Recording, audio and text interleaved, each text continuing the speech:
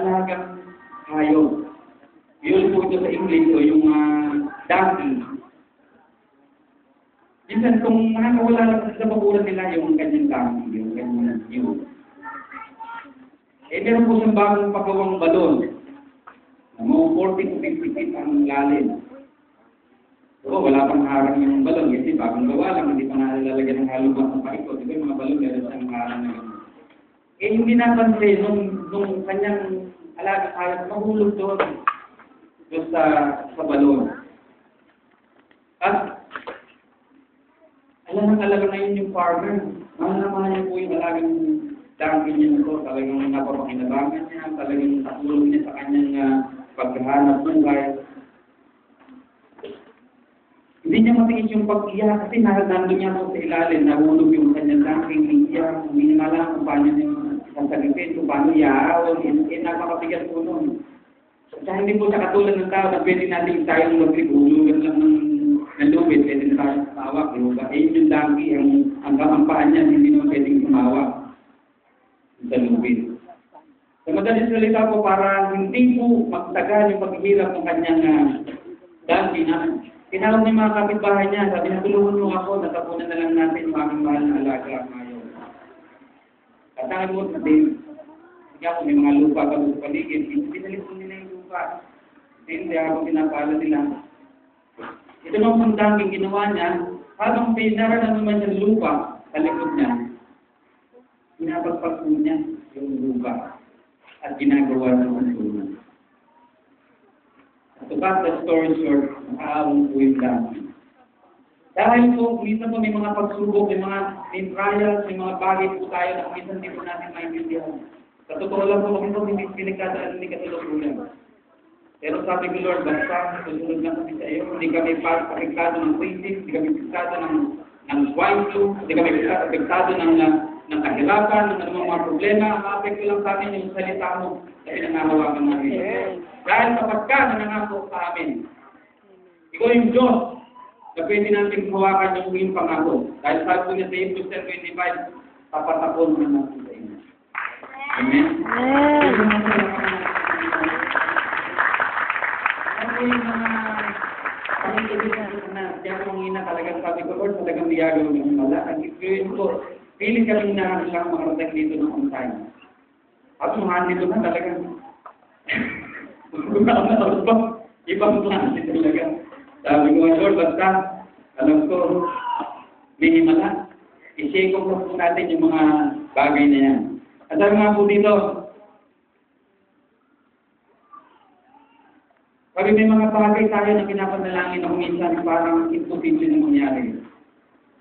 Sabihin mo na meron kang cancer, sabi ng gusto, meron kang cancer, meron kang hindi na pwedeng gumaling, talagang nasa fourth stage na, nag-iintay ka na lang, hindi lang may araw. Pero po sa Panginoon, wala sa imposible. Amen? Sabi nga po sa Mark 9:23, all things are possible to those who believe. Amen? Tuloy po natin yung ating magpapagod. Verse 12, the Philistines had abandoned their gods there. So David gave order to burn them. Verse 13, but after a while, the Philistines returned and raided the valley again.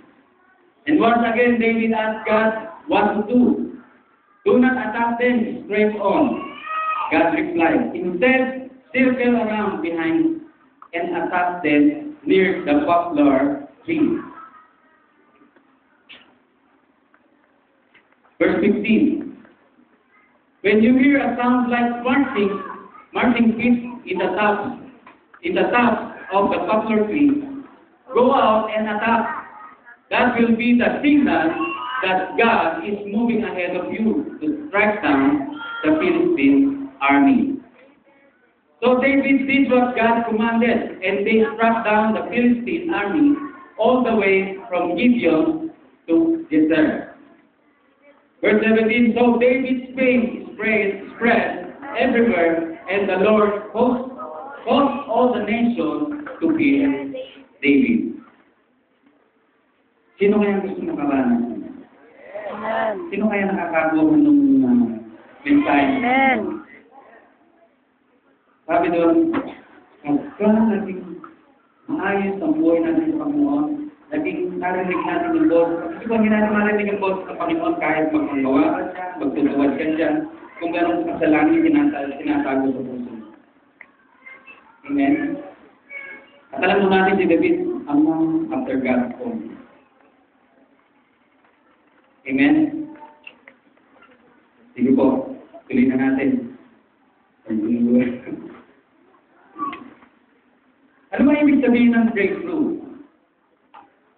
An important new discovery. Hindi ba pagka sinabing breakthrough, may mga new medicine na na-invento, mga natuklasan, diba? Mga breakthroughs after breakthroughs. Pangalawa, removal of barrier to progress. Katulad po ng donkey, ng mule, hindi po siya nagpa-apekto sa kanyang sitwasyon. Pagka meron siyang nadaramdamang mga lupa na tumatapos sa kanyang likod, pinapagpagin niya.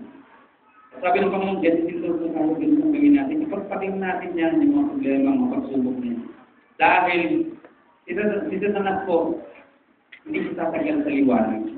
Amen. So, meron tayo dalang liwanag, si Jesus, na nasa puso natin. Amen. Naalala ko nga po yung focus, di ba yung focus? Iba yung magnifying glass. Pagka inano mo yung sa araw, tinawag sa araw, yung papel yung susunod. Ganun po ang gagawin ng Panginoon sa bawat sa atin. Gusto niya ng bawat, pagka nag-focus tayo ng Panginoon, kayang unawin ng Panginoon, kayang sunugin, kayang tugunan ng Panginoon yung lahat ng ating mga pangailangan, lahat ng ating mga problema, lahat ng ating, sabihin mo na lahat. Amen. Sabi ng Panginoon, dinala ko na yan sa krus. Tapos na yan, it is finished. Amen? Amen.